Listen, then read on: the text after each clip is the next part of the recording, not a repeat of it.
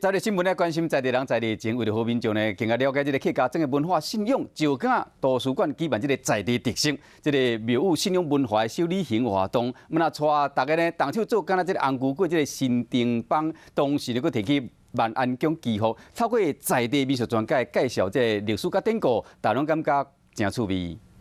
这是上有代表性的客家美食，嘛是拜拜时上重要的贡品神典版。石冈图书馆举办活动，带大家做伙熟悉客庄的传统信仰。那先让大家做一些客家版的体验，再让我们的参加的民众可以把自己亲手做出来的客家版，那带到我们客家庙万安宫这边来做一个祭拜。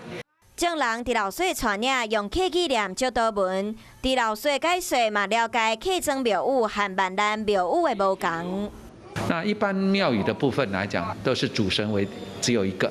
那我也把万安宫的这个特色跟参与我们这次活动的所有乡亲来做一个分享。对在地人的脚步更加了解客庄庙的特色文化，唔但互民众接近客语，嘛感受到无同的风俗民情。嗨，我是庄宇杰，想要看到更多的新闻内容吗？赶快订阅华视新闻的 YouTube 频道，并且开启小铃铛，跟着宇杰一起看新闻吧。